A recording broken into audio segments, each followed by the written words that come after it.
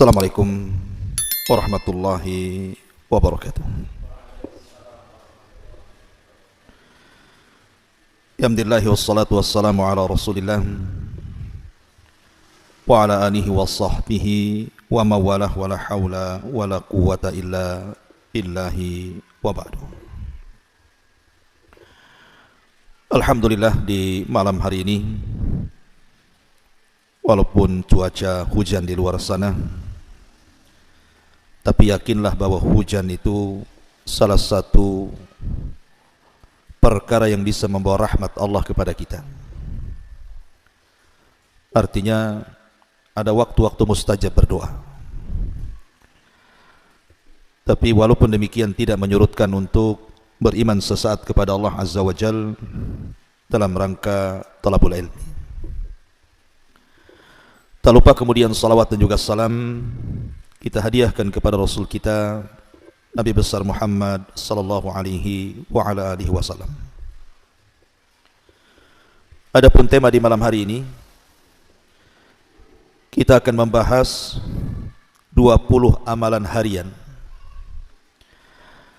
yang kalau kita lakukan dari 20 amalan harian ini, maka kita akan mendapatkan keajaiban yang belum pernah kita rasakan sebelumnya.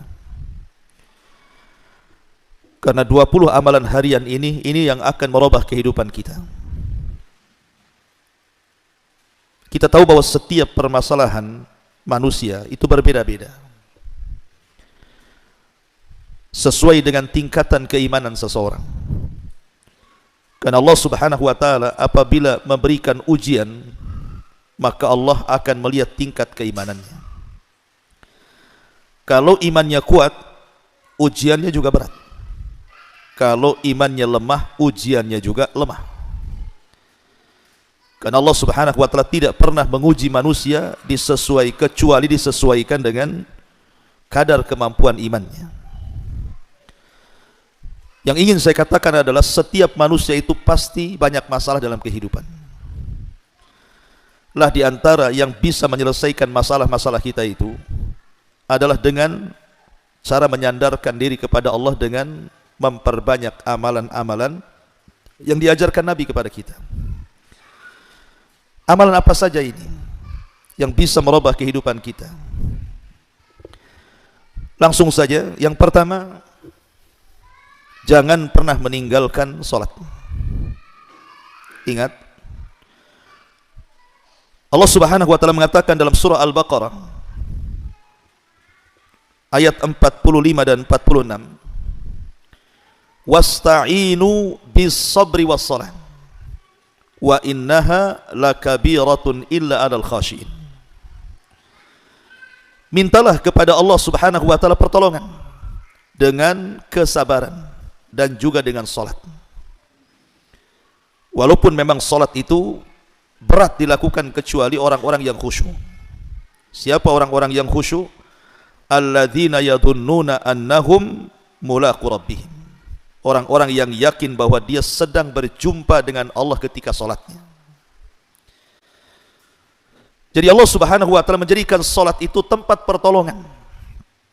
Jadi kalau kita ada masalah yang berat, entah masalah ekonomi, entah masalah kesehatan, entah masalah keluarga, sebutkan masalah apa saja, maka segera salat. Karena Nabi sallallahu alaihi wasallam kalau ada masalah berat yang dia tidak bisa keluar dari masalah itu, maka Nabi sallallahu alaihi wasallam dikisahkan, kana Nabi sallallahu alaihi wasallam idza hajabahul amru fazi'a ila shalah. Rasul itu kalau ada masalah berat, maka Nabi sallallahu alaihi wasallam langsung salat. Langsung salat. Kenapa Nabi sallallahu alaihi wasallam kalau ada masalah berat langsung salat? Karena dia tahu hanya dalam posisi solat itulah dia bisa mengadu kepada Allah Subhanahu wa ta'ala. Satu-satunya perjumpaan kita dengan Allah di dunia ini adalah ketika solat. Di situ kita terjadi dialog saat solat. Nabi SAW ketika menceritakan tentang solat, apa kata Rasul? Allah berfirman dalam hadis qudsi bahwa aku jadikan solat itu dua bagian. Satu untukku dan satu untuk hambaku. apabila hambaku membaca alhamdulillahi rabbil alamin, maka Allah akan menjawab hamidani abdi. Apabila hambaku mengatakan ar-Rahman ar-Rahim, maka Allah menjawab athna alayya abdi. Apabila hambaku membaca maliki yaumiddin, maka Allah subhanahu wa ta'ala menjawab majjadani abdi. Artinya bahwa solat itu dialog sebenarnya kita dengan Allah. Makanya dalam surah Al-Fatihah ketika kita membaca dalam solat itu harus dibaca secara tartil ayat per ayat. Karena setiap ayat ada jawabannya. Jangan membaca surah Al-Fatihah satu nafas pula dalam solat itu.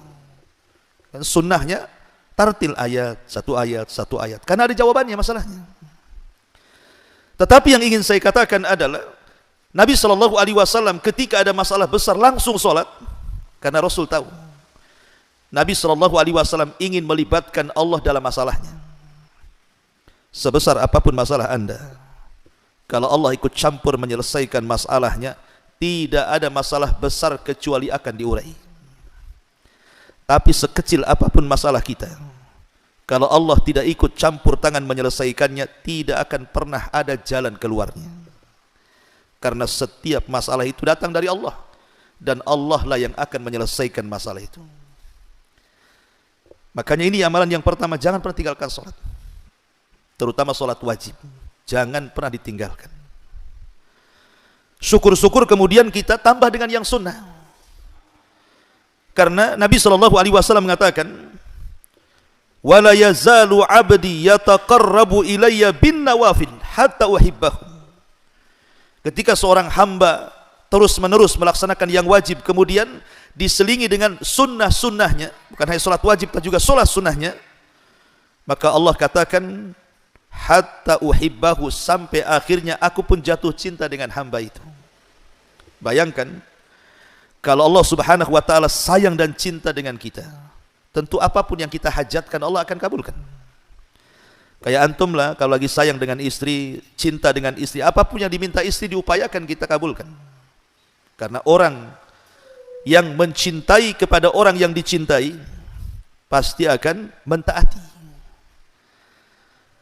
Apalagi yang mencintai kita Allah, ikhwan. Yang mencintai Allah, yang memiliki langit dan bumi dan seluruh kekayaan yang ada di alam semesta ini, maka apapun yang kita hajatkan pasti Allah kasih itu. Ma'asyiral muslimin yang dimuliakan Allah Azza wa Jal, ini amalan yang pertama, jangan pernah tinggalkan salat, terutama yang wajib, kalau bisa tambah yang sunnah-sunnah. Satu.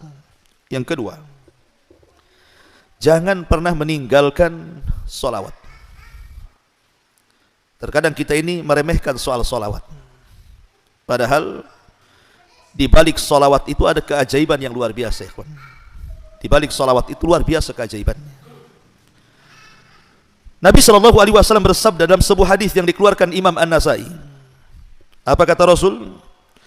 Man shalla alayya salatan wahidatan sallallahu alaihi ashra salawatin wa khuttat anhu ashra khatawatin wa rufi'at lahu ashru darajatin.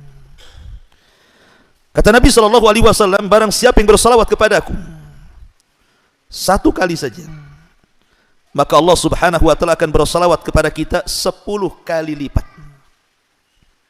Apa makna salawat? Kita sering membaca Allahumma salli ala Muhammad, atau kalau kita menulis nama Rasul mesti Muhammad sallallahu alaihi wasallam. Kita sering mengucapkan salawat Allahumma salli ala Muhammad sallallahu alaihi wasallam. Apa maknanya itu?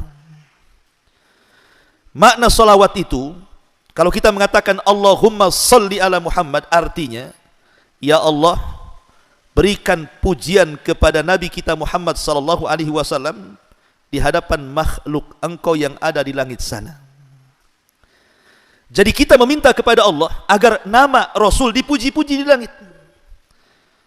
Tolong ya Allah, pujilah Nabi kami Muhammad di hadapan makhlukmu di langit sana. Pujilah dia di hadapan malaikat Jibril, Mikail, Israfil dan seluruh malaikat yang ada di langit. Itu makna salawat. Makna salawat kita meminta kepada Allah agar Nabi kita terus dipuji di langit. di hadapan para malaikat. Lah kalau seandainya kata Rasul kita bersalawat 1 kali, maka Allah akan bersalawat kepada kita berapa kali? 10 kali. Nama kita akan disebut oleh Allah 10 kali di hadapan para malaikat di langit sana, di hadapan Jibril, Mikail, Israfil, malaikat pemikul arsy dan seluruh malaikat yang ada di langit. Bayangkan nama kita disebut-sebut, padahal hanya menyebut salawat 1 kali saja, tapi nama kita disebut 10 kali di hadapan malaikat. Bayangkan kalau seandainya antum bersalawat sampai 10 kali, 20 kali, 100 kali, mungkin anda sudah menjadi selebritis langit, karena nama kita akan dikenal oleh malaikat masalahnya. Makanya jangan bakhil mengucapkan salawat. Antum pulang dari sini, Allahumma sholli ala Muhammad, Allahumma sholli ala Muhammad, sampai rumah ada berapa kali itu salawat tuh? Nama kita disebut-sebut di langit tuh. 1 kali salawat 10 kali penyebutan, 2 kali salawat 20 kali disebutkan nama kita di langit, 100 kali salawat kalikan saja, berarti nama kita akan disebut-sebut oleh para malaikat dan mereka memuji-muji kita. Ini makna salawat. Kemudian makna salam apa? Makna salam itu juga kita meminta kepada Allah agar Allah menyelamatkan Nabi kita. Menyelamatkan apa maksudnya? Menyelamatkan di dunia agar jasadnya jangan sampai diganggu orang kafir. Karena dahulu ada upaya pengambilan jasad Nabi. Berapa kali itu? Ada orang-orang yang berupaya membuat semacam terowongan, digali dan hampir mendekati kuburan Nabi. Tapi Allah Subhanahu wa taala menyelamatkan jasad Nabi kita. Sampai hari ini tidak ada yang berhasil. Jadi kita ketika mengatakan wassalam, meminta keselamatan, maksudnya meminta keselamatan kepada Allah, jasad Nabi kita diselamatkan dari orang-orang kafir. Adapun di akhirat, ya tentu kita meminta kepada Allah Subhanahu wa taala agar Nabi kita diselamatkan juga. Dan Nabi kita pasti selamat. Ini hanya mimbabi ta'adub saja. Adab kita kepada Nabi, meminta kepada Allah agar Nabi kita diselamatkan, walaupun dia sendiri penyelamat atas izin Allah Subhanahu wa taala. Dia akan membawakan syafaatul uzma kepada kita. Itulah makna salawat dan juga makna salam. Karena kita kadang bersalawat tak paham pula maknanya, sehingga akhirnya kurang semangat salawatnya. Kemudian kalau ada orang yang banyak salawat, kita pula katakan banyak kali salawatnya katanya. Lah antum tak salawat kan? Justru salawat itu penting. Apalagi kalau dalam waktu-waktu doa.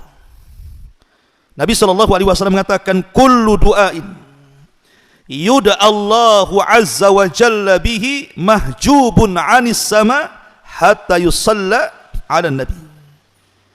Semua doa terhalang, tidak akan diijabah. Semua doa terhalang dan tidak akan diijabah Allah Subhanahu wa taala sampai dibacakan salawat untuk Nabi Muhammad sallallahu alaihi wasallam. Makanya di antara adab doa, pertama memuji Allah, yang kedua bersalawat kepada Nabi sallallahu alaihi wasallam, baru kemudian meminta sesuatu kepada Allah Subhanahu wa taala. Karena salawat itu salah satu pembuka pintu doa. Maka perbanyaklah salawat. Ma'asyiral muslimin yang dimuliakan Allah Azza wa Jalla. Lebih daripada itu, dalam hadis Ubay bin Ka'ab radhiyallahu an. Ubay bin Ka'ab itu seorang sahabat yang dikenal pakar dengan Quran. Bahkan satu-satunya sahabat yang disebut namanya di langit. Satu hari Nabi SAW memanggil Ubay bin Ka'ab di masjid dan mengatakan, "Ya Ubay, amaranillah an aqra 'alaika surat al-bayyinah." Wahai Ubay, Allah perintahkan aku untuk membacakan surah Al-Bayyinah kepadamu. Kemudian Rasul membaca, lam yakunil ladzina kafaru min ahlil kitab.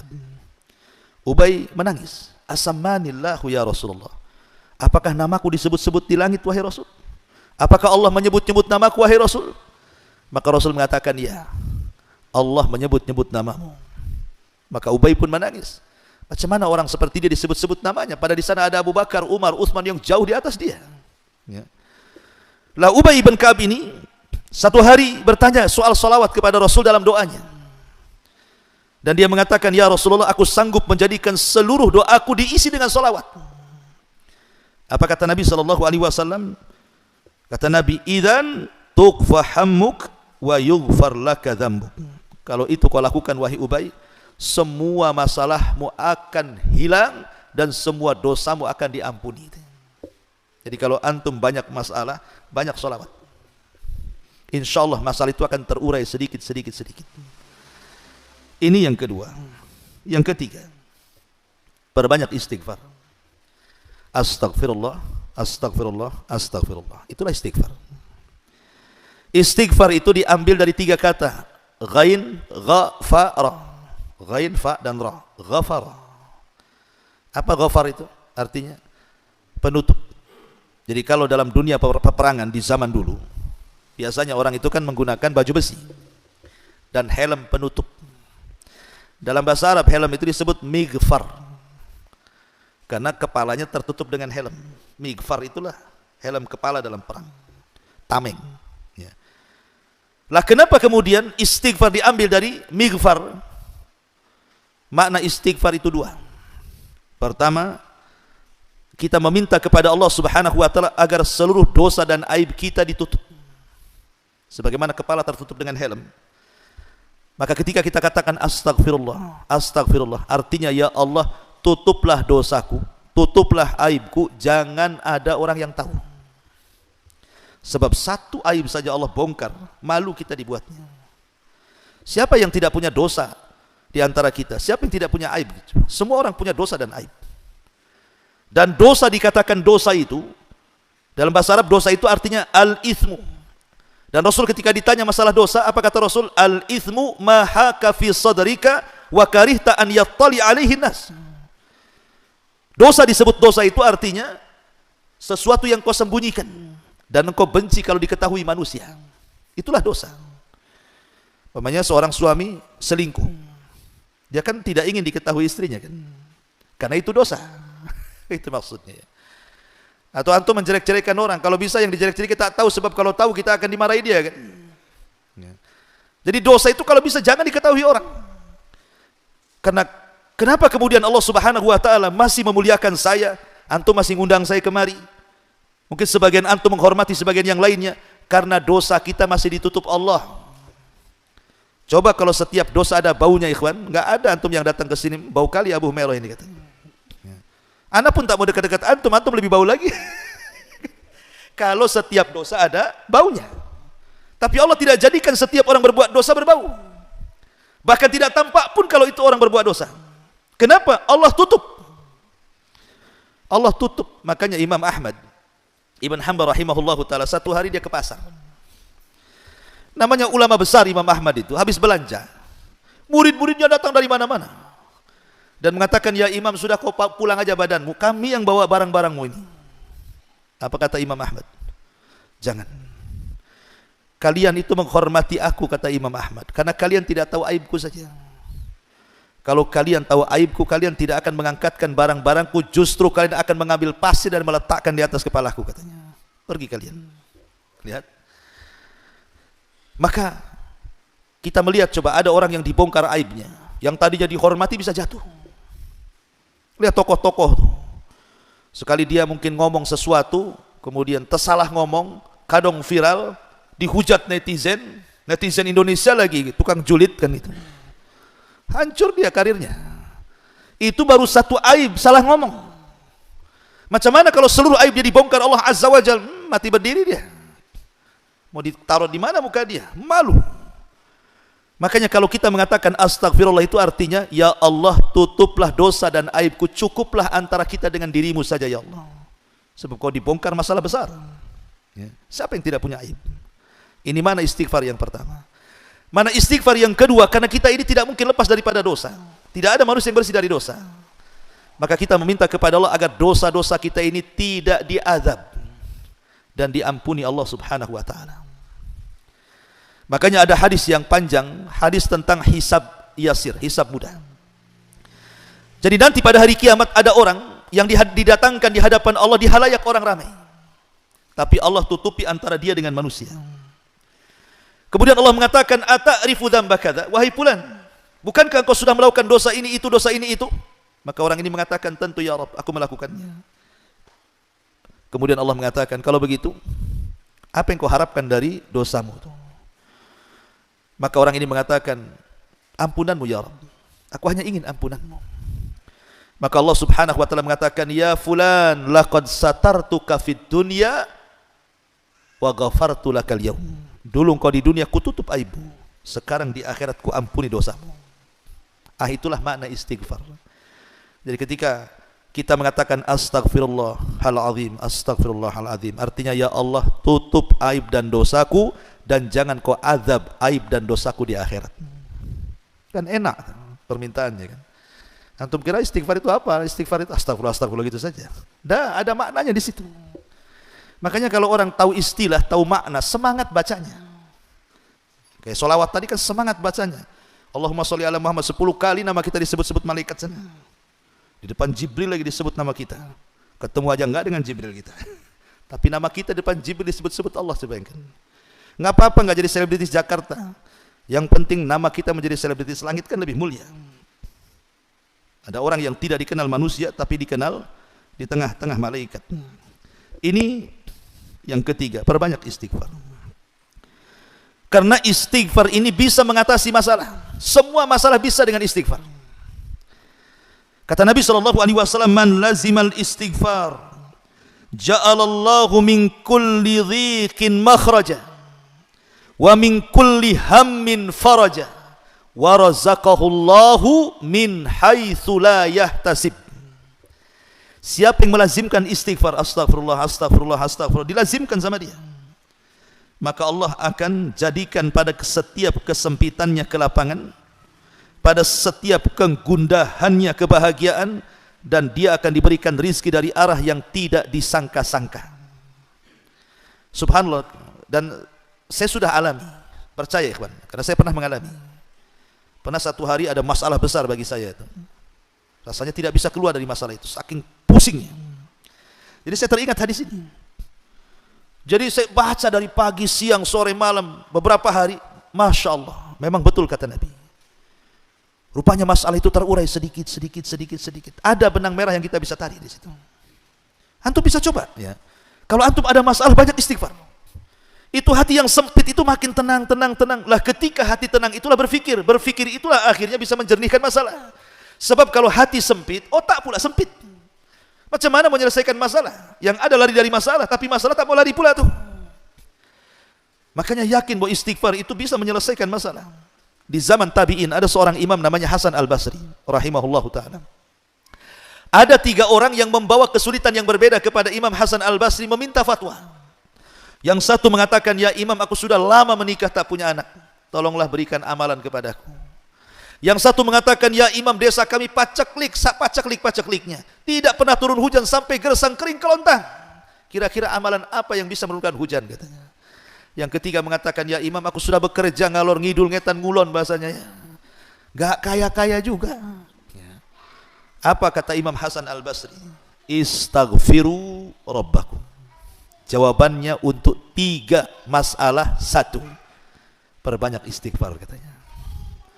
Orang-orang mengatakan, ya imam, masalah kami beda-beda. Kenapa jawabannya 1? Suruh istighfar, katanya kan. Maka Hasan Al-Basri menukilkan perkataan Nabi Nuh alaihi salam yang disebutkan dalam Al-Quran surah Nuh itu. Apa kata Hasan Al-Basri? Bukankah Allah yang berfirman dalam surah Nuh, Fakultu astaghfiru rabbakum innahu kana ghaffara yursilis samaa alaikum midrara wa yumdidkum bi amwalin wa banin wa yaj'al lakum jannatin wa yaj'al lakum anhara ma lakum la tarjuna lillahi waqara. Nuh berkata kepada kaumnya, perbanyaklah istighfar, ucapkan astagfirullah. Karena banyaknya kalian mengucapkan astagfirullah itu akan menjadikan apa? Yursilis sama alaikum midrara, Allah akan hujani kalian. Wa yumdidkum bi amwali wa banin, Allah akan perbanyak harta dan keturunan kalian. Wa yaj'al lakum jannatin wa yaj'al lakum anhara, Allah akan lebatkan hutan-hutan kalian dan Allah akan aliri seluruh sungai-sungai kalian. Lihat. Kata Nabi Nuh, dengan memperbanyak istighfar Allah turunkan hujan, Allah perbanyak harta, Allah berikan keturunan. Itulah 3 soalan tadi kan. Ya imam, saya lama menikah tak punya keturunan. Kata Allah dalam Quran, Allah perbanyak keturunan. Yang satu mengatakan sudah kerja sana sini kok tak kaya-kaya. Istighfar, Allah kasih banyak harta. Yang satu mengatakan, ya imam, desa kami kering kelontang, tidak ada hujan. Istighfar, Allah turunkan hujan. 3 soalan 1 jawaban namanya. Saya teringat satu cerita syekh. Ada seorang syekh bercerita, dia punya murid yang miskin, miskin-miskinnya. Saking miskinnya terkadang syekh yang kasih makan. Gak apa-apa, engkau gak usah kerja, saya kasih makan, tapi kau ngaji di sini, jadi muridku. Lama dia ngaji, tapi tak tahanlah dikasih makan syekh, dikasih ilmu, malu. Sementara dia punya keluarga, dia ingin bantu. Akhirnya sudah beberapa tahun dia resign, dia minta sama syekhnya diizinkan untuk keluar mencari pekerjaan. Akhirnya pergi dia. Adalah sekitar 5-6 tahun atau 7 tahun tidak pernah berjumpa dengan syekh ini. Tiba-tiba kemudian satu hari dia bawa mobil yang sangat mahal sekali harganya, datang bertandang kepada gurunya syekhnya ini. Syekhnya kaget, disangka dia rental. Ini mobil siapa? Rental di mana? Katanya. Enak saja, ini mobilku lah syekh, katanya. Katanya, udah 7 tahun kan. Ini baru 1 katanya. Di rumah ada lagi. Kagetlah saya ini. Cemana kok bisa banyak mobilnya itu, di fotokopi apa? Akhirnya dia cerita bahwa dia sudah kaya. Dia ingin bersedekah kepada syekhnya. Jadi syekh ini kan heran. Ini anak murid dia itu tak punya skill kerja. Sudah hilang 7 tahun, 8 tahun, tiba-tiba pulang sudah kaya. Jadi kata syekh ini, apa rahasiamu katanya? Kenapa kau jadi kaya sekarang? Maka dia bercerita, ketika aku keluar dari majelis ini syekh katanya, aku pun pusing kerja, sana kerja susah, sini kerja susah. Aku teringat dengan hadis tentang keutamaan istighfar.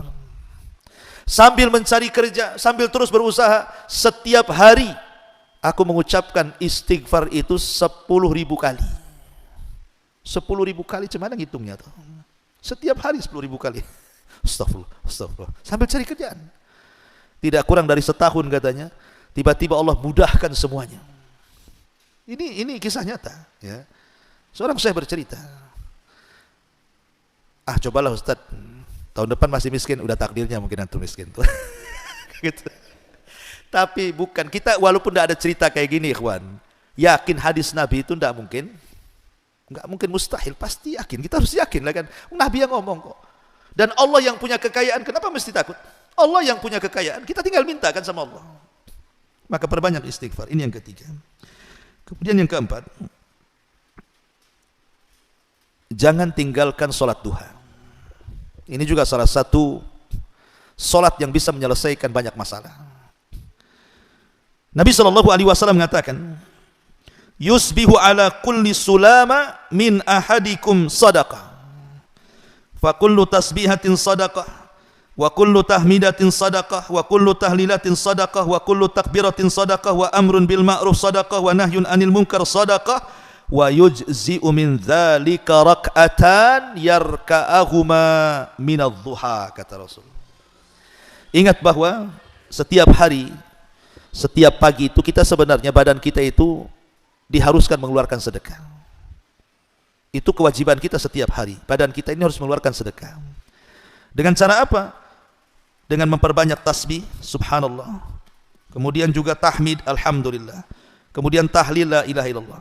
Kemudian takbir, Allahu akbar. Kemudian mengajak manusia kepada kebaikan, mencegah manusia dari kemungkaran. Pokoknya setiap kita bangun, badan kita dituntut untuk bersedekah. Tetapi kata Rasul, tidak perlu kita lakukan semuanya.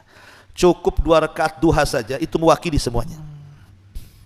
Cukup 2 rakaat duha mewakili semuanya. Ikhwan, seafdal-afdalnya salat duha jam berapa? Ketika anak unta berlarian karena kepanasan. Begitu hadisnya. Artinya salat duha itu yang paling afdal ketika tanah sudah mulai memanas. Ketika matahari sudah mulai memanas, ya mungkin sekitar antara jam 10 sampai jam 12 sebelum duhur lah. Itu seafdal-afdalnya waktu duha. Antara jam 10 jam 11. Itu kan panas-panasnya. Ya. Tapi boleh juga sholat duha di awal waktu. Setelah terbit matahari meninggi satu tombak boleh. Tapi kita cerita afdalnya sholat duha. Yang ingin saya katakan, jam 8 sampai jam 12 siang, itu waktu orang sibuk-sibuknya bekerja, ikhwan. Yang punya ladang ke ladang, yang punya kantor ke kantor, yang punya perusahaan ke perusahaan, yang cari makan di jalan ya di jalan-jalan kan gitu. Waktu-waktu jam 7 sampai jam 12 itu orang sibuk dunia, ikhwan. Sibuk. Ya. Yang punya toko, buka tokonya, macam-macam. Karena itu memang waktu-waktunya orang sibuk bekerja. Tapi dari duhur ke atas kan sudah malas biasanya orang. Lah ketika kemudian manusia, mereka mengejar dunia, dari pagi sampai siang. Dan kita tahu bahwa dunia itu melalaikan akhirat. Tiba-tiba antum keluar dari kelalaian manusia. Antum keluar ketika di tengah-tengah manusia sedang bekerja mencari dunia, antum keluar. Kemudian sholat duha. Menunjukkan apa? Bahwa kita ini bukan sembarang orang. Bisa keluar dari kelalaian dunia. Di saat manusia mengejar dunia, antum pula mengejar akhirat. Kan terbalik itu arahnya. Ya. Makanya Imam Ibnul Qayyim sampai membuat kaidah. Siapa yang sanggup keluar dari kelalaian dunia, ketika manusia mengejar dunia, kita pula keluar dari pengejaran dunia dan mengejar akhirat, maka orang itu adalah orang pilihan. Dan orang itu adalah orang awabin, orang-orang yang betul-betul ingin kembali kepada Allah. Makanya solat duha ada yang memberi nama sebagai solat awabin. Solatnya orang-orang yang taubat. Solatnya orang-orang yang berserah diri, itulah solat duha. Dan Nabi SAW mengatakan dalam sebuah hadis, apa kata Nabi SAW dalam hadis Abi Dzar Al-Ghifari radhiyallahu an, Ibnu Adam, irka' li min awwalin nahar arba'a raka'atin akfika akhirahu. Wahai anak Adam, kata Allah dalam hadis kursi, rukulah untukku, maksudnya salatlah duha untukku di awal siang, cukup 4 rakaat, maka dalam satu hari ku cukupkan kehidupanmu. Makanya kalau orang dulu biasanya mengistilahkan kalau ingin dimudahkan rezekinya jangan tinggalkan duha, kan itu ya. Ya, memang ada riwayatnya. Ini riwayatnya. Hadis kursi. Akfika akhirahu, aku cukupkan sampai akhir sore. Jadi kalau kita mamanya salat duha, kemudian setelah salat duha kita berusaha, maka Allah akan cukupkan kehidupan kita. Ini kan solusi ini. Ya. Makanya bagi orang-orang yang banyak masalah, masalah ekonomi, masalah pekerjaan, masalah apapun, jangan tinggalkan duha. Insya Allah kita akan tahu akibatnya nanti. Ini yang keempat. Yang kelima, salat malam, tahajud, qiyamul lail. Beda qiyamul lail dengan salat malam. Kalau qiyamul lail itu artinya menghidupkan malam. Menghidupkan malam kan tidak harus salat. Berwudu, antum namanya bangun tidur, berwudu, itu antum berarti qiyamul lail. Walaupun hanya berwudu. Berzikir, baca Quran, tafakur, merenung gitu ya. Itu namanya qiyamul lail, menghidupkan malam. Tapi kalau tahajud itu disebut salat malam. Ya, tahajud. Tentu kalau kita bisa menggabungkan semuanya lebih baik lagi. Tapi ingat bahwa tahajud ini adalah salat yang luar biasa. Kenapa? Karena salat ini satu-satunya salat yang akan terhindar dari riya, sum'ah dan takabur. Satu-satunya salat antum terhindar dari semua jenis syirik, hanya tahajud. Macam mana mau riya sama siapa bangun malam-malam? Gelap-gelap lagi salatnya. Siapa yang mau nampak sama kita? Kecuali antum live kayak gini. Ya. Allahu Akbar, TikTok pula antum nyalain. Atau Instagram, atau Facebook, apa maksudnya? Enggak Ustaz, saya nyontohkan teman-teman. Itu bahasa halusnya. Padahal mau riya tuh. Kita ini susah ya, gara-gara handphone ini akhirnya ibadah kita habis. Coba. Pengen umroh, contoh aja umroh ya kan. Udah mau berangkat selfie, saya sudah di bandara katanya. Kan ya? Nanti di pesawat selfie lagi, alhamdulillah sudah di pesawat. Turun, selfie lagi. Sampai di Mekah, selfie lagi. Ketemu unta, selfie sama unta. Coba seperti itu. Ya. Kan repot jadinya. Jadi ibadah mulia sudah ngabisin duit coba ya. Hilang, nggak ada apa-apa. Gara-gara handphone itu. Ya nggak seru Ustaz, kalau orang nggak tahu saya umroh, ya nggak tahu. Ya memang harusnya seperti itu, ibadah itu disembunyikan kan. Kalau bisa jangan cari travel di sini. Kalau orang sini cari travelnya di Batam sana. Promosi. Jadi orang sini nggak tahu kalau antum umroh kan. Tahu-tahu botak saja. Kata orang sini, kenapa dibotak? Tak adalah gatal kepala kan itu. Jadi orang nggak tahu kalau kita habis umroh kan. Ini enggak. Sengaja pakai pakaian ihramnya dibawa ke masjid pula coba. Subhanallah. Memang handphone ini buat masalah, tapi salat ini, salat malam, itu salat yang luar biasa. Kenapa? Tidak ada riya di situ. Kalau betul-betul mau menghindar riya itu mungkin. Karena orang lagi tidur. Tiba-tiba kemudian kita terbangun kemudian salat malam, apa enggak luar biasa tuh? Ditambah-tambah kalau itu memang dilakukan di sepertiga malam akhir, maka ada hadis Nabi SAW mengatakan, yanzilu rabbuna ila sama'id dunya fi kulli thuluthil lailil akhir wa dhalika kulla lailatin Faqala Allah azza wa jal, man yad'uni fa astajib lahu, wa man yas'aluni fa utiyah, wa man yastaghfiruni fa aghfir lahu. Allah mengatakan, Rasul mengatakan, Allah itu turun pada sepertiga malam akhir. Turun sesuai dengan kemuliaannya, keagungannya, tidak sama dengan makhluknya. Allah turun pada setiap sepertiga malam akhir, dan itu setiap malam. Setiap malam Allah turun. Dan setiap malam juga Allah di langit pertama mengatakan kepada kita yang ada di bumi, siapa yang berdoa ku kabulkan, siapa yang minta ku ijabah, siapa yang minta ampun ku ampuni dosa-dosanya. Bayangkan, Allah kasih 3 jawaban pada 3 setiap permintaan kita. Ya. Sudah Isya? Sudah masuk? Baik. Ya, kita break dulu, salat Isya dulu ya, biar lebih panjang lagi. Sampai di sini dulu. Subhanakallahumma bihamdika, asyhadu an la ilaha illa anta, astaghfiruka wa atubu ilaik. Allahu ta'ala. Assalamualaikum warahmatullahi wabarakatuh.